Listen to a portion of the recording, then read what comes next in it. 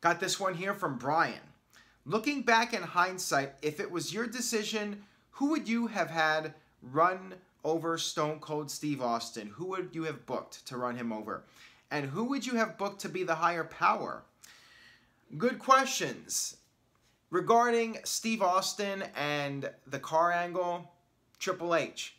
I know that was the predictable route. Everyone thought it was Triple H coming off of the Survivor Series 99 pay-per-view. It felt like it was Triple H. He was really the only person that made sense in the storyline. I would have just gone the predictable route. I think having it be Rikishi was a swerve for the sake of doing a swerve. And I feel like it really damaged Rikishi's career. Rikishi was on fire in 2000 with Too Cool. He was a hot act, and he cooled off significantly when he turned heel.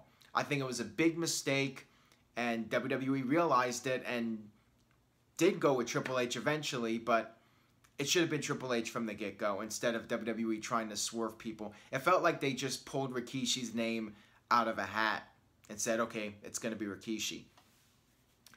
The higher power, I feel, is a tougher question to answer because they were hyping it up as a really big deal and it needed to be somebody significant.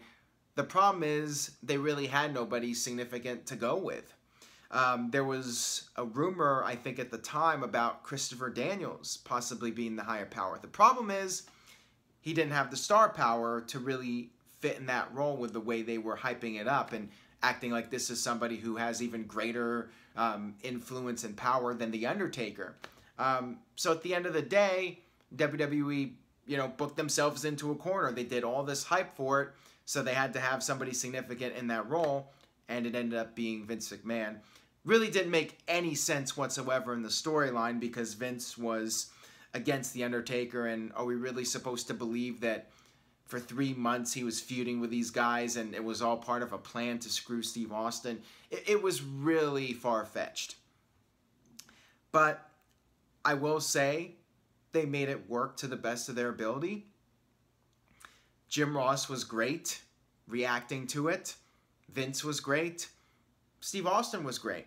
I mean, they did make it entertaining and somehow made it work despite the angle really making no sense at all. But I don't know a good answer to that.